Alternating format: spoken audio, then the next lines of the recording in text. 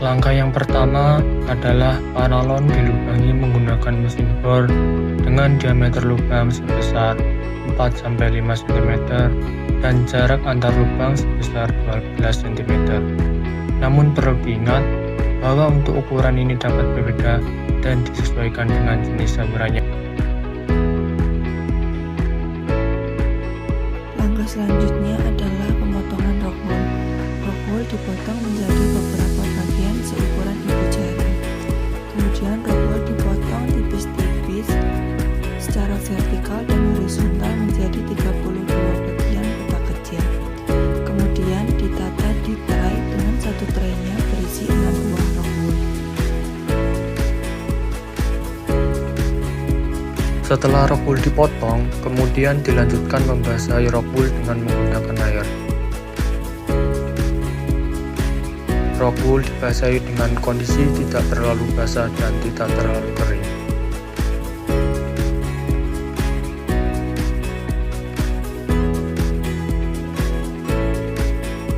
Selanjutnya dilakukan proses persemaian dengan cara meletakkan benih ke dalam rock wool. Benih diletakkan dengan posisi sedang, artinya tidak terlalu dalam dan tidak terlalu menempel di atas. Karena ukuran benih yang sangat kecil, maka harus menggunakan tusuk sate.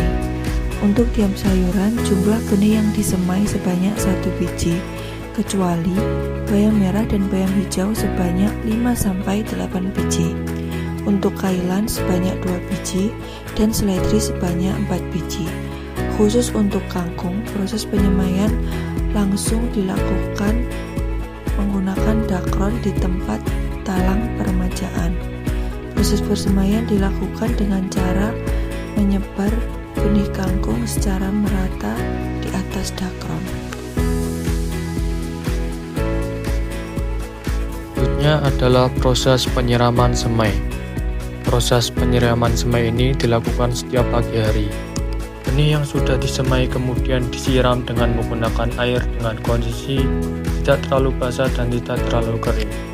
Penyiraman dilakukan dengan menyiram di bagian sudut tray dengan tujuan agar benih tidak rusak atau berjajaran dikarenakan terkena cipratan air.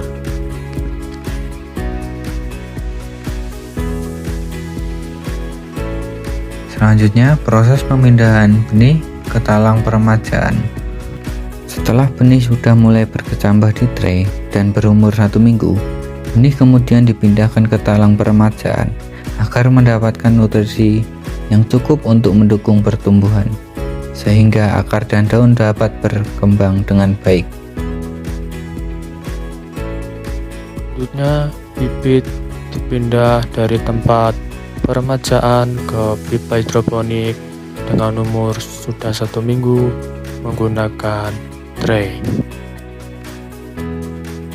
Selanjutnya dilakukan proses transplantasi atau pindah tanam, yaitu dengan mengambil bibit yang siap dipindahkan bersama rock wool yang masih menempel pada akarnya. Kemudian dimasukkan ke dalam netpot pada pipa hidroponik.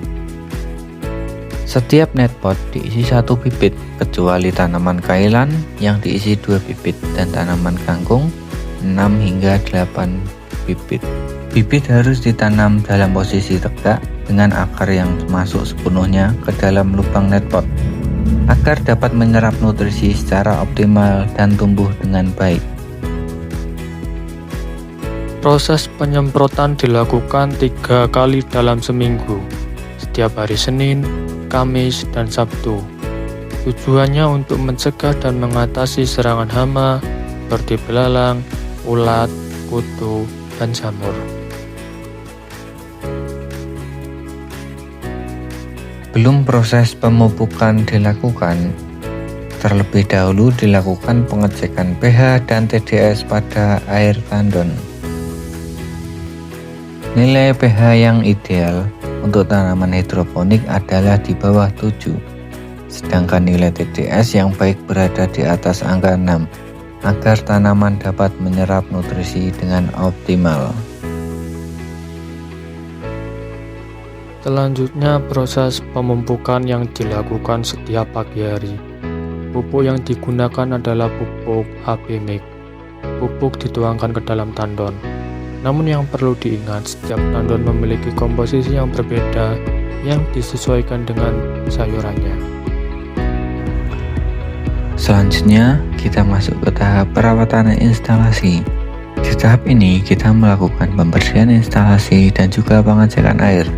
Pembersihan instalasi pada pipa-pipa menggunakan sikat, supaya lumut dan kerak yang menempel bisa hilang.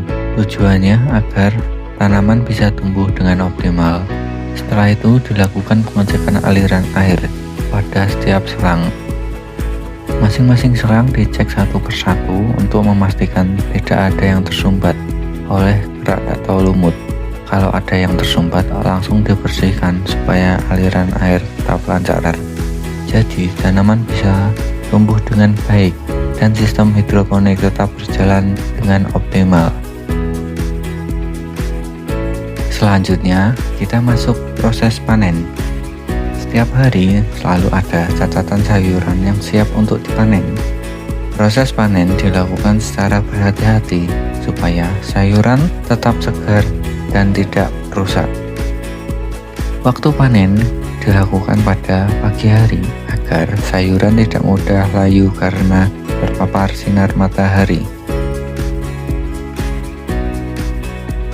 Selanjutnya kita masuk tahap sortir.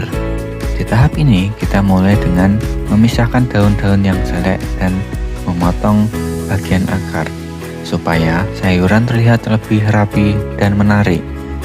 Setelah itu kita juga memilih sayuran yang layak untuk di-packing. Jadi hanya sayuran yang benar-benar bagus yang akan dikirim ke konsumen. Proses ini sangat penting supaya kualitas sayuran tetap terjaga dan tampak segar saat sampai di tangan pembeli. Selanjutnya adalah proses pembuatan plastik.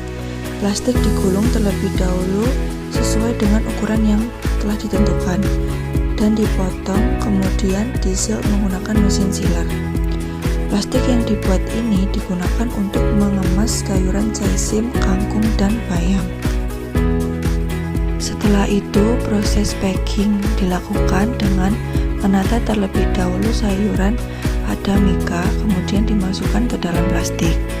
Untuk sawi-sawian dan kangkung, satu packnya berisi 3 buah. Lalu, bayam dan kailan berisi 4 buah. Dan untuk baby romaine berisi 2 buah, serta lettuce dan selada masing-masing berisi 1 buah. Tahap berikutnya yaitu pelabelan, dilakukan dengan menempelkan label stiker Zakina Farm pada kemasan sayuran.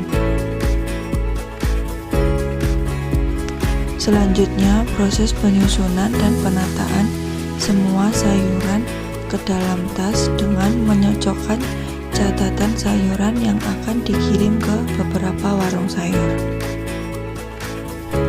Tahap selanjutnya yaitu dilakukan proses pengiriman sayuran ke salah satu warung sayur mitra Zakina Farm. Setelah itu langsung menuju pada bagian rak sayur. Kemudian karyawan Zakina Farm mengecek kondisi sayuran yang lama jika masih ada sisa dan mengganti yang baru jika sudah rusak atau jelek. Setelah itu dilakukan penataan sayuran yang baru.